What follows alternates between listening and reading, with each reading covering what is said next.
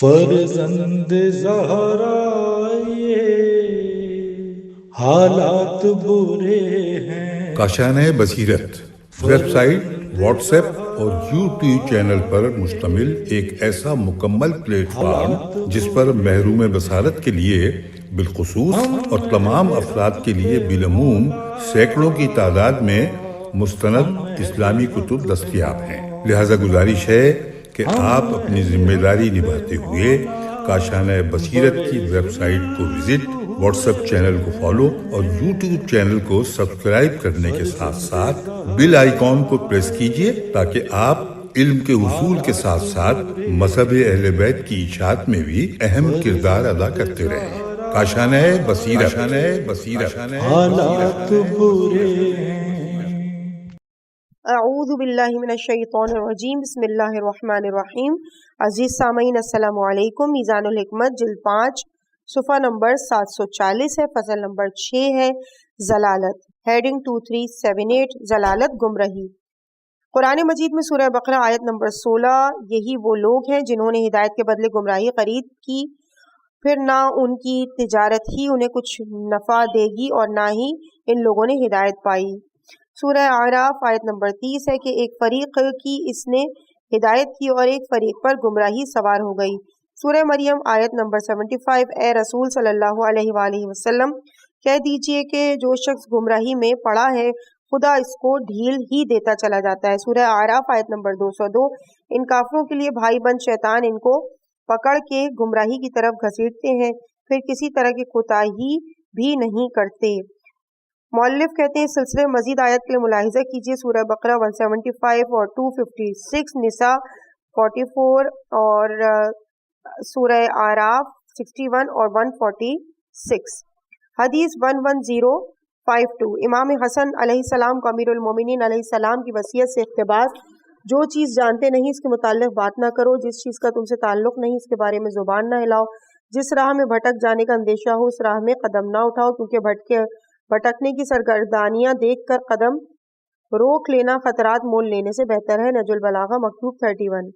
حدیث 11053، اس شخص کے لیے ہلاکت ایک جو گمراہی میں بڑھتا چلا جاتا ہے اور ہدایت کی طرف نہیں پلٹتا۔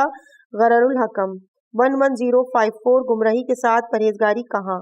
غرر الحکم 11055، گمراہی بدترین برائی ہے۔ غرر الحکم۔ اگلی ہیڈنگ 2379، گمراہ لوگ، سورہ فاتحہ آیت نمبر 7، صراط الذین انعمت علیہم غیر المغضوب علیہم ولا الضالین، ان کی راہ جنہیں تو نے اپنی نعمتیں عطا فرمائی، نہ کہ وہ جن پر تیرا غضب ہوا اور نہ وہ جو گمراہ ہیں۔ سورہ مومنون آیت 106، وہ جہنمی جواب دیں گے اے ہمارے پروردگار، ہم کو ہماری بدبختی نے آ دبایا اور ہم گمراہ تھے۔ سورہ حجر آیت 56، ابراہیم نے کہا گمراہوں کے سوا ایسا کون ہے جو اپنے پروردگار کی رحمت سے نا امید ہو۔ سورہ آل عمران 90، یقیناً جو لوگ اپنے ایمان کے بعد کافر ہو بیٹھے پھر روز بروز اپنا کفر بڑھاتے چلے گئے تو ان کی توبہ ہرگز قبول نہ کی جائے گی اور یہی پرلے درجے کے گمراہ ہیں۔ حدیث 11056، نبی اکرم صلی اللہ علیہ وآلہ وسلم کے ذکر میں فرماتے ہیں کہ اے اللہ ان کی عمارت کو تمام معماروں کی عمارت پر فوقیت عطا فرما اور ہمیں ان کی جماعت میں اس طرح محشور فرما کہ نہ ہم ذلیل و رسوا ہوں، نہ نادم، نہ پریشان اور نہ حق سے روگرداں، نہ عہد شکن اور نہ گمراہ کن اور نہ فریب خوردہ۔ نہج البلاغہ خطبہ 106۔ حدیث 1057، کچھ لوگ فتنوں کے دریاؤں میں اترے ہوئے ہیں اور سنتوں کو چھوڑ کر بدعتوں میں پڑ چکے ہیں، ایمان والے دبکے پڑے ہیں اور گمراہوں اور جھٹلانے والوں کی زبانیں کھلی ہوئی ہیں۔ نہج البلاغہ خطبہ 154، قول مؤلف ملاحظہ و اختلاف، باب لوگ ایک ہی امت تھے۔ ہیڈنگ 2380، گمراہی کے اسباب، سورہ بقرہ آیت 108، اور جس شخص نے ایمان کے بدلے کفر اختیار کیا وہ یقیناً سیدھے راستے سے بھٹک گیا۔ سورہ نساء 116، اور جس نے کسی کو اللہ کا شریک بنایا وہ بھٹک کر بہت دور جا پڑا۔ سورہ نساء 136، اور جو شخص اللہ، اس کے فرشتوں، اس کی کتابوں، اس کے رسولوں اور روز قیامت کا منکر ہوا تو وہ راہ راست سے بھٹک کر بہت دور جا پڑا۔ سورہ احزاب 36 اور جس شخص نے اللہ اور اس کے رسول کی نافرمانی کی وہ یقیناً کھلم کھلا گمراہی میں مبتلا ہوا۔ سورہ جاثیہ 23 بھلا تم نے اس شخص کو بھی دیکھا ہے جس نے اپنی نفسانی خواہش کو اپنے معبود بنا رکھا ہے اور خدا نے سمجھ بوجھ کر اسے گمراہی میں چھوڑ دیا ہے۔ مؤلف کہتے ہیں مزید آیات کے لیے ملاحظہ ہوں سورہ نساء آیت 167، سورہ انعام آیت 140، اعراف 149، مومن 35، سورہ یونس 74، سورہ اعراف 101۔ حدیث 11058، ہر گمراہی کے لیے ہیلے بہانے ہوا کرتے ہیں اور ہر پیمان شکن دوسروں کو اشتباہ میں ڈالنے کے لیے کوئی نہ کوئی بات بنا لیتا ہے۔ نہج البلاغہ 148، خطبہ نمبر 148۔ 11059، آگاہ رہو کہ دین کے تمام قوانین کی روح اور اس کی راہیں سیدھی ہیں۔ جو ان پر ہو لیا وہ منزل مقصود تک پہنچ گیا اور بہرا یاب ہوا، اور جو ٹھہرا رہا وہ گمراہ ہوا اور نادم و پشیمان ہوا۔ نہج البلاغہ خطبہ 120۔ 11060، معاویہ کے نام امیر المومنین علیہ السلام کے مکتوب سے اقتباس، تمہارا بے جوڑ نصیحتوں کا پلندہ اور بنایا سنوارا ہوا خط میرے پاس آیا جسے اپنی گمراہی کی بنا پر تم نے لکھا اور اپنی بے عقلی کی وجہ سے بھیجا۔ یہ ایک ایسے شخص کا خط ہے جسے نہ روشنی نصیب ہے اور کہ اسے سیدھی راہ دکھائے، اور نہ کوئی رہبر ہے کہ اسے سیدھے راستے پر ڈالے۔ جسے نفسانی خواہشات نے پکارا تو وہ لبیک کہہ اٹھا، گمراہی نے اس کی رہبری کی تو وہ اس کے پیچھے ہو لیا، یا وہ گوئی کرتے ہوئے اول فول کہنے لگا اور بے راہ ہوتے ہوئے بھٹک گیا۔ نہج البلاغہ مکتوب 7۔ حدیث 11061، اپنے نبی کے اہل بیت کو دیکھو، ان کی سیرت پر چلو، ان سے آگے نہ بڑھو ورنہ گمراہ ہو جاؤ گے، اور نہ انہیں چھوڑ کر پیچھے رہ جاؤ ورنہ تباہ ہو جاؤ گے۔ نہج البلاغہ خطبہ 97۔ 11062، جس کو ہدایت ثابت قدم نہ رکھے اسے گمراہی ہلاکت کی طرف کھینچ لے جائے گی۔ نہج البلاغہ خطبہ 28۔ 11063، جو جہالت کی وجہ سے آئے دن جھگڑے کرتا ہے وہ حق سے ہمیشہ نابینا رہتا ہے۔ جو حق سے منہ موڑ لیتا ہے وہ اچھائی کو برائی اور برائی کو اچھائی سمجھنے لگتا ہے، اور گمراہی کے نشے میں مدہوش پڑا رہتا ہے۔ نہج البلاغہ حکمت 31۔ 11064، جو الہی ہدایت کے بغیر ہدایت حاصل کر لیتا ہے وہ گمراہ ہو جاتا ہے۔ غرر الحکم 11065، جو شخص خدا بند سبحانہ کی ہدایت سے ہدایت پاتا ہے اللہ تعالیٰ اسے راہ راست پر ڈال دیتا ہے، اور جو خدا بند تعالیٰ کی ہدایت کے بغیر حاصل کرنا چاہتا ہے وہ گمراہ ہو جاتا ہے۔ غرر الحکم 11066، جو شخص گمراہ انسان سے ہدایت حاصل کرتا ہے گمراہ ہو جاتا ہے۔ غرر الحکم 11067، جو شخص گمراہ انسان سے ہدایت حاصل کرتا ہے وہ ہدایت کے راہوں سے نابینا ہو جاتا ہے۔ غرر الحکم 11068، جو نااہل ہدایت کا طالب ہوتا ہے وہ گمراہی کا شکار ہو جاتا ہے۔ غرر الحکم 11069، جو خواہشات کے پکارنے والوں کی آواز پر دھوکہ کھا کر لبیک کہتا ہے وہ گمراہ ہو جاتا ہے۔ غرر الحکم۔ قول مؤلف ہے کہ ملاحظہ خواہشات کا باب، خواہشات گمراہی کی طرف دعوت دیتی ہیں، نیز محبت باب کسی چیز کی محبت اندھا اور بہرا کر دیتی ہے۔ اگلی ہیڈنگ ہے 2381، گمراہ کنندگان۔ سورہ احزاب 67-68، اور کہیں گے کہ اے ہمارے پروردگار، ہم نے اپنے سرداروں اور اپنے بڑوں کا کہنا مانا تو انہوں نے ہی ہمیں گمراہ کر دیا۔ پروردگار ان لوگوں پر دوہرا عذاب نازل فرماؤ، ان پر بڑی سے بڑی لعنت ہو۔ سورہ مائدہ 77، نہ ان لوگوں کی خواہشات پر چلو جو پہلے خود گمراہ ہو چکے اور اپنے ساتھ اور بہتریوں کو گمراہ کر چھوڑا اور راہ راست سے دور بھٹک گئے۔ سورہ شعراء 99، اور ہم کو تو بس ان گنہگاروں نے گمراہ کیا۔ سورہ حامیم سجدہ 29، اور قیامت کے دن کفار کہیں گے اے ہمارے پروردگار، جنوں اور انسانوں میں سے جن لوگوں نے ہمیں گمراہ کیا تھا ان کو ہمیں دکھا دے کہ ہم ان کو اپنے پاؤں تلے روند ڈالیں تاکہ وہ خوب ذلیل ہوں۔ سورہ فرقان آیت 17-18، اور جس دن اللہ ان لوگوں کو اور جس کی یہ لوگ اللہ کو چھوڑ کر پرستش کیا کرتے تھے جمع فرمائے گا اور پوچھے گا کہ کیا تم ہی نے ہمارے ان بندوں کو گمراہ کر دیا تھا یا یہ لوگ خود راہ راست سے بھٹک گئے تھے۔ سورہ نساء 119، شیطان نے کہا اور انہیں ضرور گمراہ کروں گا، انہیں بڑی بڑی امیدیں بھی ضرور دلاؤں گا، یقیناً انہیں سکھا دوں گا، پھر وہ بتوں کے واسطے جانوروں کے کان ضرور چیر پھاڑ کریں گے۔ سورہ صاد آیت نمبر 26، اور نفسانی خواہش کی پیروی نہ کرو، اور نہ یہ کہ نفسانی پیروی تمہیں اللہ کی راہ سے بھٹکا دے۔ سورہ انعام 116، اور دنیا میں بہت سے لوگ ایسے ہیں کہ اگر تم ان کے کہنے پر چلو تو تم کو اللہ کی راہ سے بھٹکا دیں گے. 11070 اور اللہ کے نزدیک. اس کے بعد حدیث شروع ہو گئی. حدیث 11070 اور اللہ کے نزدیک سب لوگوں سے بدتر وہ ظالم حکمران ہے جو گمراہی میں پڑا رہے اور دوسرے بھی اس کی وجہ سے گمراہی میں پڑے اور وہ حضرت رسول پاک صلی اللہ علیہ وآلہ وسلم سے حاصل کی ہوئی سنتوں کو تباہ اور قابل ترک بدعتوں کو زندہ کر دے. نہج البلاغہ خطبہ 164. حدیث 11071 تمام لوگوں میں سب سے زیادہ خدا کے نزدیک مبغوض دو شخص ہیں. ایک وہ جسے اللہ نے اس کے حوالے کر دیا یعنی اس کی بدعمالیوں کی وجہ سے اس سے اپنی توفیق سلب کر دی. اس کے بعد وہ سیدھی راہ سے ہٹا ہوا بدعت کے باتوں پر فریفتہ اور گمراہی کی تبلیغ پر مٹا ہوا ہے.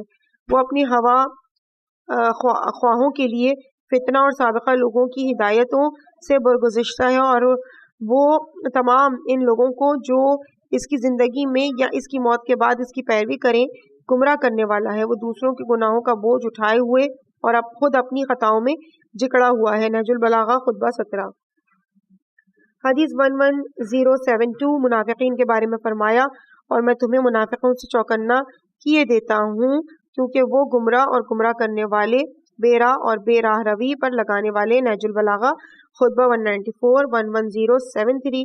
اس کے علاوہ ایک دوسرا شخص ہوتا ہے جس نے زبردستی اپنا نام عالم رکھ لیا ہے حالانکہ وہ عالم نہیں. اس نے جاہلوں اور گمراہوں سے جہالتوں اور گمراہیوں کو بٹور لیا ہے اور لوگوں کے لیے مکر و فریب کے پھندے اور غلط سلط باتوں کے جال بچھا رکھے ہیں. نہج البلاغہ خطبہ 87. حدیث 11074 حضرت علی علیہ السلام نہروان کے دن خوارج کی کشتیوں کی طرف ہو کر گزرے تو فرمایا تمہارے لیے ہلاکت اور تباہی ہو. جس نے تمہیں ورغلایا اس نے تمہیں فریب دیا. کہا گیا ہے یا امیر المومنین کس نے انہیں ورغلایا تھا؟ فرمایا گمراہ کرنے والے شیطان اور گمراہی پر ابھارنے والے نفس نے. نہج البلاغہ حکمت 323.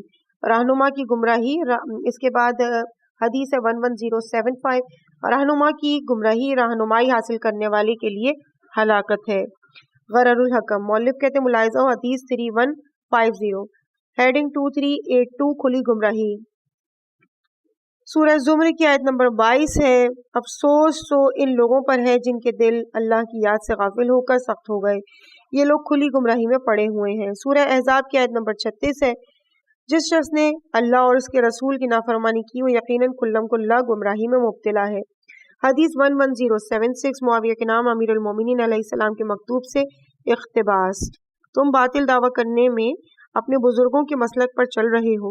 یہ اس لیے کہ تم حق سے بھاگنا چاہتے ہو اور ان چیزوں سے جو گوشت اور خون سے بھی زیادہ تم سے چمٹی ہوئی ہیں تمہارے کانوں میں محفوظ اور سینے میں بھری ہوئی ہیں انکار کرنا چاہتے ہو.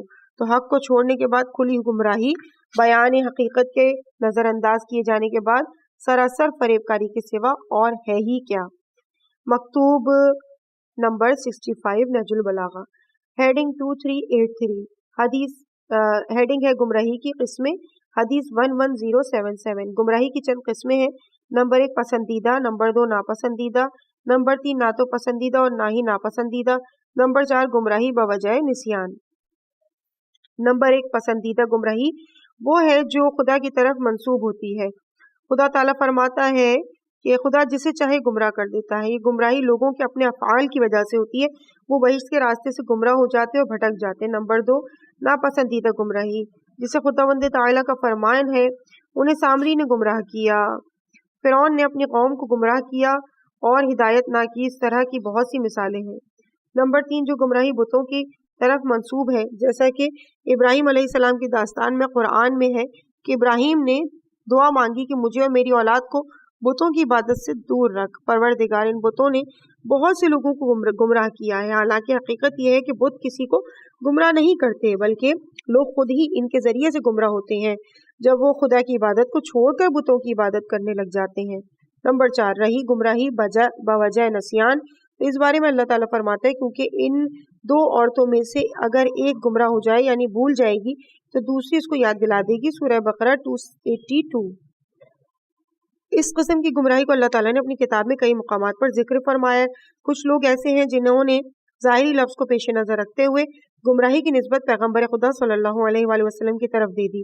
جیسا کہ اللہ تعالیٰ کی قول ہے وَوَجَدَكَ ضَالًّا فَهَدَىٰ اس مقام پر لوگوں نے گمراہی کی نسبت رسول خدا کی طرف دی ہے، حالانکہ اس کے معنی یہ ہے کہ ہم نے آپ صلی اللہ علیہ وآلہ وسلم کو ایک ایسی قوم میں پایا جو آپ کی نبوت کی معرفت نہیں رکھتے تھے، پس ہم نے آپ کے ذریعے ان کی ہدایت کی۔ بہار جلد 5 صفحہ 208 منقول از تفسیر نعمانی۔ ہیڈنگ 2384 پست ترین گمراہی، اس میں ایک ہی حدیث ہے 11078۔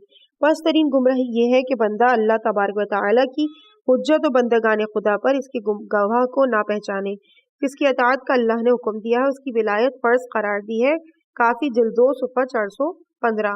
حدیث 2385 گمراہی کے ستونوں کو گرانے والی چیزیں، حدیث 11079 اپنی مصیبتوں پر اس قرآن سے مدد مانگو، اس میں کفر و نفاق اور ہلاکت و گمراہی جیسے بڑے بڑے امراض کی شفا پائی جاتی ہے۔ نہج البلاغہ 176۔ حدیث 11080 اسلام ہی وہ دین ہے جسے اللہ تعالیٰ نے اپنی معرفت کے لیے پسند فرمایا اور اس کے ستون سے گمراہی کے ستون کو گرایا۔ نہج البلاغہ خطبہ 198۔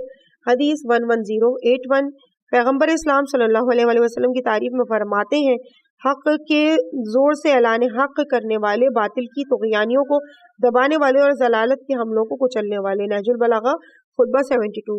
حدیث 11082 میں بھٹکانے والی راہوں میں تمہارے لیے جادہ حق پر کھڑا ہوں، جہاں تم ملتے ملاتے تھے مگر کوئی راہ دکھانے والا نہ تھا، تم کنواں کھودتے تھے مگر پانی نہیں نکال سکتے تھے۔ نہج البلاغہ خطبہ 4۔ قول مؤلف ملاحظہ و عنوان ہدایت۔ اس کے بعد صفحہ نمبر 786 پہ فصل نمبر 7 ہے ضمانت۔ ہیڈنگ 2386 ضمانت۔ حدیث 11083 ضامن ہر طرح کی ادائیگی کا ذمہ دار ہے۔ مستدرک الوسائل جلد 2 صفحہ 497۔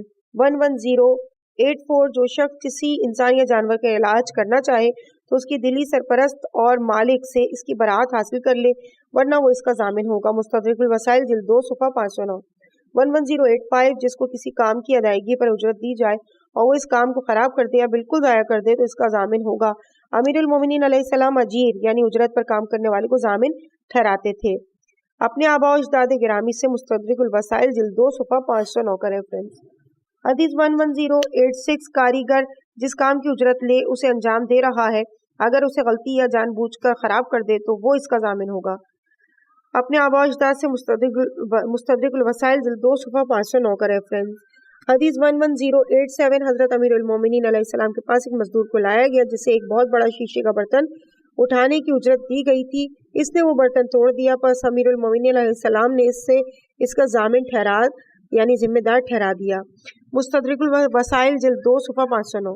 11088 جس چیز کو ہاتھ نے پکڑا ہے اس کی مالک تک ادائیگی ضروری ہے ورنہ وہ اس کا ضامن ہوگا۔ مستدرک الوسائل جلد 3 صفحہ 145۔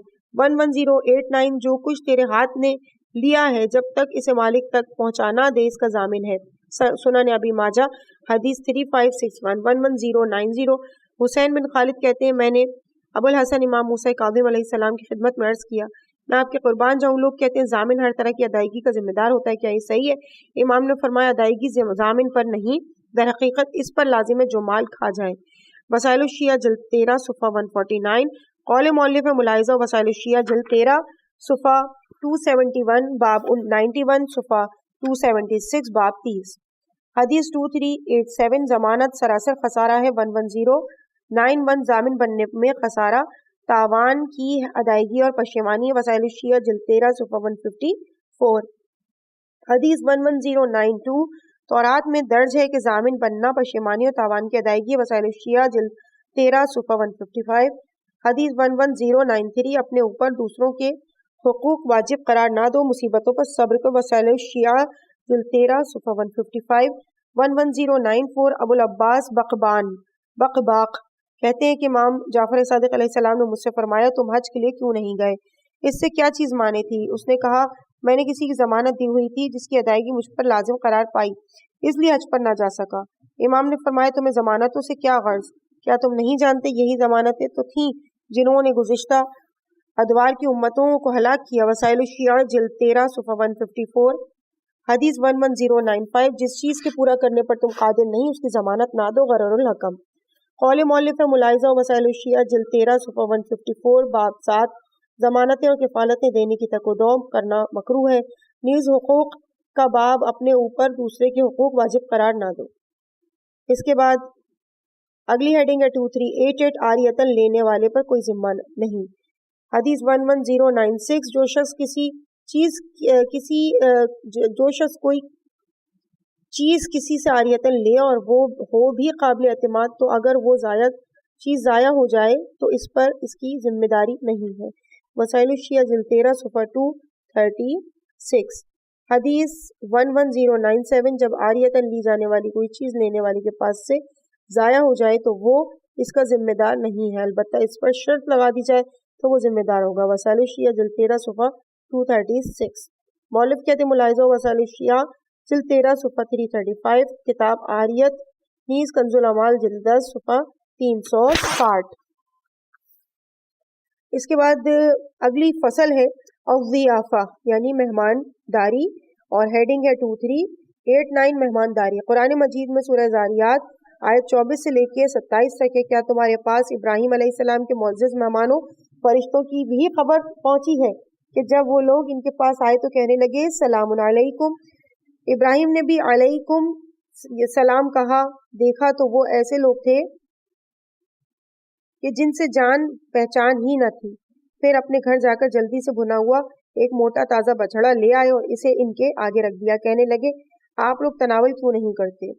حدیث 11098 جو اللہ تعالیٰ اور آخرت یعنی قیامت کے دن پر ایمان رکھتا ہے اسے اپنی مہمان کی عزت کرنی چاہیے. بہار 62 صفحہ 292.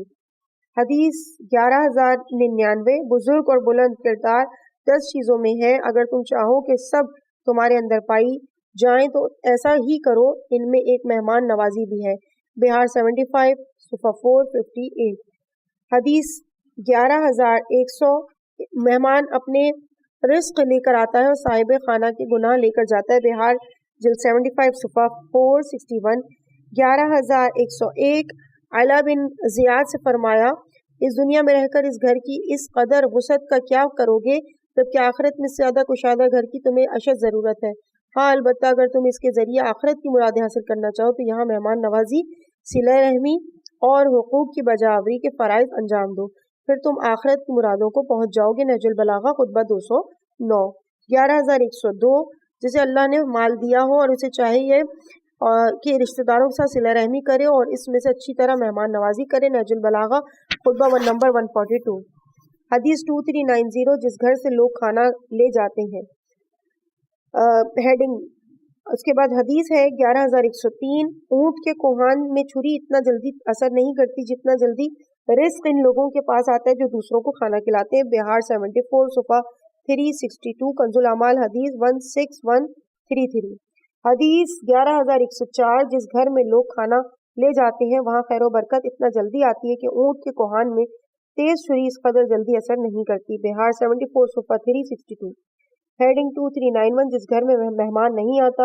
حدیث 11105 جس گھر میں مہمان نہیں آتا وہاں فرشتے بھی نہیں آتے. بہار 75 صفحہ 461. حدیث 11106 ایک مرتبہ حضرت امیر المومنین علیہ السلام کو غمگین حالت میں دیکھا گیا. جب اس کی وجہ پوچھی گئی تو آپ نے فرمایا ایک ہفتہ ہو گیا کہ کوئی مہمان ہمارے گھر نہیں آیا. بہار جلد 41 صفحہ 28. اگلی ہیڈنگ ہے ہیڈنگ نمبر 2392 بدترین کھانا. حدیث 11107 بدترین کھانا وہ ولیمہ ہے کہ جس میں سیر لوگوں کو بلایا جائے اور جس میں بھوکے لوگوں کو دور رکھا جائے. کنز الاعمال حدیث 44627. 11108 اس ولیمے کی دعوت قبول کرنا مکروہ ہے جہاں امیر لوگ تو موجود ہوں اور غریب موجود نہ ہو. بہار 75 صفحہ 448. حدیث 11109 والی بصرہ عثمان بن حنیف کے نام حضرت امیر المومنین علیہ السلام کے مکتوب سے اقتباس. اے ابن حنیف مجھے اطلاع ملی ہے کہ بصرہ کے جوانوں میں سے ایک شخص نے تجھے کھانے پر بلایا اور تم لپک کر پہنچ گئے کہ رنگا رنگ کی عمدہ کھانے تمہارے لیے چن کر لائے جا رہے تھے اور بڑے بڑے پیالے تمہاری طرف بڑھائے جا رہے تھے. مجھے امید نہ تھی کہ تم ان لوگوں کی دعوت قبول کر لو گے جن کے ہاتھ سے فقیر و نادار دھتکارے گئے ہوں اور دولت مند مدعو ہوں. بہار الانوار جلد 75 صفحہ 448. نہج البلاغہ مکتوب 45. ہیڈنگ 2393 ایسے لوگوں کو مہمان بناؤ جن سے اللہ کی رضا کے لیے دوستی رکھتے ہو. حدیث 11110 اپنے ہاں کھانے پر ان لوگوں کو بلاؤ کہ جن سے تم راہ خدا میں محبت کرتے ہو. کنز الاعمال 75 صفحہ 452 اور 461. کنز الاعمال حدیث 25881. حدیث 11111 یعنی 11111 کھانا اسے کھلاؤ جس سے تم راہ خدا میں دوستی رکھتے ہو اور اس شخص کے پاس سے کھانا کھاؤ جو راہ خدا میں تم سے محبت کرتا ہے. بہار 77 صفحہ 85. حدیث 11112 مومن کے علاوہ کسی کو اپنا ساتھی نہ بناؤ, متقی کے علاوہ دوسرا کوئی آدمی تمہارا کھانا نہ کھائے. بہار 77 صفحہ 84. قول مؤلف کے ملاحظہ عنوان محبت. اس کے بعد اگلی ہیڈنگ ہے 2394 مومن کی دعوت کی قبولیت. حدیث 11113 میں اپنی امت کے حاضر و غائب ہر شخص کو ہدایت کرتا ہوں کہ وہ مسلمان کی دعوت کو قبول کرے خواہ 5 میل کا فاصلہ ہی کیوں نہ ہو, کیونکہ یہ چیز دین میں شامل ہے. بہار 75 صفحہ 447. حدیث 11114 ایک مومن کے دوسرے مومن پر حقوق واجب میں یہ بات بھی ہے کہ وہ اس کی دعوت کو قبول کرے. بہار 75 صفحہ 447. 11115 جفا میں شمار ہوتی ہے یہ بات کہ کسی ہر شخص کو کھانے پہ بلایا جائے وہ اسے قبول نہ کرے اور اگر قبول کرے تو اس سے کچھ نہ کھائے. بہار 75 صفحہ 451. 11116 اگر کوئی مومن مجھے بکری کی ران پر کھانے کی دعوت دے تو میں اسے قبول کر لوں گا کیونکہ یہ بات دین میں شامل ہے. بہار 75 صفحہ 448. ہیڈنگ 2395 فاسق کی دعوت قبول نہ کرو. 11117 اللہ تعالیٰ کو اس بات سے انکار ہے کہ میں مشرکین و منافقین جیسی ظاہری کیفیت اختیار کروں یا ان کا کھانا کھاؤں. بہار 75 صفحہ 448. 11118 فاسقوں کا کھانا نہ کھاؤ. بہار 77 صفحہ 84. ہیڈنگ 2396 جو کچھ تمہارے پاس لایا جائے اسے قلیل نہ جانو. حدیث 11119 کسی انسان کے گناہ کے لیے اتنا ہی کافی ہے کہ وہ اس چیز کو کم جانے جو اس کی بھلائی کے لیے اس کے پاس لے کر آئے. اس طرح کوئی قوم کے گناہ کے لیے اتنا ہی کافی ہے کہ وہ اس چیز کو کم جانے جو ان کے بھائی ان کے پاس لے کر آئے. بہار الانوار جلد 75 صفحہ 453. حدیث 11120 اس شخص کے لیے تباہی ہے جس کا بھائی اس کے لیے کچھ لے کر آیا وہ اسے حقیر جانے. اس شخص کے لیے بھی تباہی ہے جس کے پاس اس کا بھائی اس کی طرف سے کوئی چیز پیش کی جائے اور وہ اسے حقیر جانے. بہار الانوار 75 صفحہ 453. مولف کہتے ہیں ملاحظہ وسائل الشیعہ جلد 16 صفحہ 431 باب 21. ہیڈنگ 2397 مہمان کے لیے تکلف کرنا. حدیث 11121 مہمان کے لیے تکلف نہ کرو. کنز الاعمال حدیث 25875. 11122 تم میں کوئی شخص مہمان کے لیے تکلف نہ کرے. کنز الاعمال حدیث 25876. 11123 انسان کے لیے اپنے بھائی کی عزت افزائی یہ ہے کہ اس کے لیے کسی قسم کا تکلف نہ کرے. بہار الانوار 75 صفحہ 456. 11124 کسی شخص نے حضرت امیر المومنین علیہ السلام کو کھانے کی دعوت دی. آپ نے کہا کہ میں اسے اس شرط پہ قبول کروں گا کہ 3 باتوں کی ضمانت دو. اس نے کہا امیر المومنین وہ کیا ہیں؟ آپ نے فرمایا نمبر 1 میرے لیے باہر سے کوئی چیز نہیں لاؤ گے. نمبر 2 گھر میں موجود کوئی چیز مجھ سے بچا کر نہیں رکھو گے. نمبر 3 گھر والوں پر کسی قسم کی زیادتی نہیں کرو گے. اس نے کہا مجھے منظور ہے. پس حضرت نے اس کی دعوت قبول کر لی. بہار 75 صفحہ 451. حدیث 11125 حارث سے اعور رضی اللہ تعالیٰ عنہ نے حضرت امیر المومنین علیہ السلام کی خدمت میں حاضر ہو کر عرض کیا کہ میں آپ کے قربان جاؤں. میرا جی چاہتا ہے کہ آپ مجھے عزت بخشیں اور میرے پاس کھانا کھائیں. حضرت نے فرمایا اس شرط پر کہ میرے لیے تکلف نہیں کرو گے اور آپ تشریف لے گئے. حارث اپنے گھر میں موجود روٹی کے ٹکڑے لے آئے. امیر المومنین نے انہیں کھانا شروع کیا. حارث نے کہا میرے پاس کچھ درہم ہے. یہ کہہ کے وہ درہم اپنی آستین سے باہر نکال کر لے آئے کر دکھائے اور کہا اگر آپ اجازت دیں تو کچھ خرید کے لے آؤں. حضرت امیر نے فرمایا یہ چیز تو تمہارے گھر موجود ہے. بہار الانوار جلد 75 صفحہ 454 اور 456. حدیث 11126 حارث ابن عور کہتے ہیں کہ امیر المومنین علیہ السلام میرے پاس تشریف لائے. میں نے عرض کی اندر تشریف لے چلیے. جناب نے فرمایا اس شرط پر چلتا ہوں جو کچھ تمہارے گھر میں موجود ہے وہ مجھ سے بچا کے نہیں رکھو گے اور اگر کوئی چیز موجود نہیں تو باہر سے کچھ بھی نہیں لاؤ گے. بہار جلد 75 صفحہ 454. حدیث 11127 ابو وائل کہتے ہیں کہ میں اور میرا ایک ساتھی حضرت سلمان فارسی رضی اللہ تعالیٰ عنہ کے پاس پہنچے اور ان کے ہاں جا کر بیٹھ گئے. سلمان نے کہا کہ اگر رسول خدا نے تکلف سے منع نہ فرمایا ہوتا تو میں آپ لوگوں کے لیے ضرور تکلف کرتا. یہ کہا روٹی اور بغیر مسالے کے سادہ نمک لے آئے. نیز میرے ساتھی نے کہا کیا ہی اچھا ہوتا کہ اس کے ساتھ کچھ پودینہ بھی ہوتا.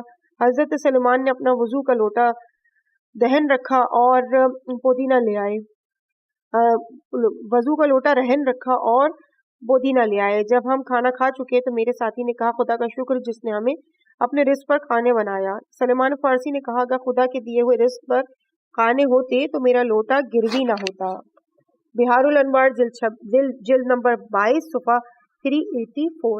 حدیث 11128. جب تمہارا بھائی دوست تمہارے پاس خود آ جائے جو کچھ تمہارے پاس ہے اس کے لیے لے آؤ اور جب تم خود اسے دعوت دو تو اس کے لیے تکلف سے کام نہ لو. بہار 75 صفحہ 457. قول مؤلف ہے کہ ملاحظہ ہو عنوان تکلف. اس کے بعد ہیڈنگ ہے 2398 آداب میزبانی. حدیث 11129. جب تمہارے پاس تمہارے بھائی دوست آئے تو اسے کھانا پیش کرو, اگر نہ کھائے تو پانی پیش کرو, اگر نہ پیے تو پھر اس کو وضو کے لیے پانی پیش کرو. بہار الانوار جلد 75 صفحہ 457. حدیث 11130. ابن ابی یعفور کہتے ہیں کہ میں نے دیکھا کہ حضرت امام جعفر صادق علیہ السلام کے ہاں ایک مہمان تھا. ایک دن وہ کسی ضروری کام کے لیے کھڑا ہوا تو امام نے اسے اس کے بجا لانے سے روک دیا اور بذات خود اسے انجام دیا. پھر فرمایا رسول خدا صلی اللہ علیہ وآلہ وسلم نے مہمان سے خدمت لینے سے روکا ہے. بہار جلد 47 صفحہ 41. حدیث 11131. جو شخص پسند کرتا ہے کہ خدا اور اس کا رسول اس کو دوست رکھے اسے چاہیے مہمان کے ساتھ کھانا کھائے. تنبیہ الخواطر صفحہ نمبر 357. 11132. جو شخص اپنے مہمان کے ساتھ کھانا کھاتا ہے اس کے اور اس کے رب کے درمیان کسی قسم کا حجاب باقی نہیں رہتا. تنبیہ الخواطر 357. قول مؤلف ملاحظہ وسائل شیعہ جلد 16 کا صفحہ نمبر 357 اور 462. اگلی ہیڈنگ ہے 2399 آداب برائے مہمان. حدیث 11133. جب تم میں کوئی شخص اپنے کسی دوست کی قیام گاہ پر جائے تو صاحب خانہ اسے جہاں بٹھائے وہیں بیٹھ جائے, کیونکہ صاحب خانہ کو اپنے گھر کے عیوب و نقائص باہر سے آنے والے شخص کی نسبت زیادہ معلوم ہوتے ہیں. بہار 75 صفحہ 451. حدیث 11134. جب تم میں سے کسی شخص کو کھانے پر بلایا جائے تو اسے اپنی اولاد کو ساتھ نہیں لے کے جانا چاہیے, کیونکہ اگر وہ ایسا کرے گا تو اس کے لیے حرام ہوگا کہ وہ غاصب ہو کر میزبان کے پاس جائے گا. بہار 75 صفحہ 445. اب اس کے بعد ہیڈنگ ہے 2400 یعنی 2400. مہمان 3 دن تک مہمانی ہوتی ہے. حدیث 11135. مہمان 2 راتوں تک مہمان ہوتا ہے, تیسری رات گھر کا فرد ہو جاتا ہے, پس جو کچھ مل جائے اسے کھا لے. وسائل الشیعہ جلد 16 صفحہ 456. حدیث 11136. مہمانی پہلے دوسرے اور تیسرے دن تک ہوتی ہے, اس کے بعد صدقہ ہوتا ہے جو تم مہمان کو دے رہے ہوتے ہو. وسائل شیعہ جلد 16 صفحہ 456. کنز العمال حدیث 25863. حدیث 11137. ولیمہ 1 یا 2 دن تک مکرم ہوتا ہے, اس سے زیادہ ریاکاری اور شہرت طلبی ہوتی ہے. وسائل شیعہ جلد 16 صفحہ 456. حدیث 11138. ولیمہ پہلے دن حق ہوتا ہے, دوسرے دن نیکی کا کام ہوتا ہے اور اس کے بعد ریاکاری اور شہرت طلبی. وسائل شیعہ جلد 16 صفحہ 457. اس کے بعد ہیڈنگ ہے 2401. ولیمے کے 5 مواقع. اس میں ایک ہی حدیث ہے 11139. یا علی ولیمہ صرف 5 موقع پر ہوتا ہے. نمبر 1 عرس, نمبر 2 خرس, نمبر 3 اوزار, نمبر 4 دکار اور نمبر 5 رکاز. عرس شادی کے موقع پر, خرس بچہ پیدا ہونے کے موقع پر, ازار ختنے کے موقع پر, دکار مکان بنانے یا خریدنے کے موقع پر اور رکاز حج سے واپسی کے موقع پر. وسائل الشیعہ جلد 16 صفحہ 454 کا ریفرنس. اگلی ہیڈنگ ہے 2402 روحانی غذا. حدیث 11140. جسم کی غذا کھانا اور روح کی غذا کھانا کھلانا ہے. مشکات الانوار صفحہ 325. بہار الانوار جلد 75 صفحہ 456. حدیث 11141. شرفا کو کھانا کھلانے میں مزہ آتا ہے اور کمینوں کو کھانا کھانے میں. حضرت علی علیہ السلام کا ریفرنس غرر الحکم. اور الحمدللہ اس مقام پہ مخرج بہت کی تمام تر کلمات سے ریلیٹڈ احادیث اپنے اختتام کو پہنچی اور ہم اس پارٹ کو یہیں پہ مکمل کرتے ہیں، اور صفحہ نمبر 773 تک کی ریڈنگ مکمل ہو چکی ہے. اب اس کے بعد انشاءاللہ حرف طا کی ریڈنگ کا آغاز ہوگا، اور اس میں جو ٹاپکس ہیں وہ ہے طب، اطعام یعنی کھانا کھلانا، اور طغیان انشاءاللہ اگلے پارٹ میں پیش کریں گے. پیج نمبر 777 سے آغاز کریں گے. مجھے اپنی دعاؤں میں یاد رکھیے گا. والسلام علیکم ورحمۃ اللہ وبرکاتہ.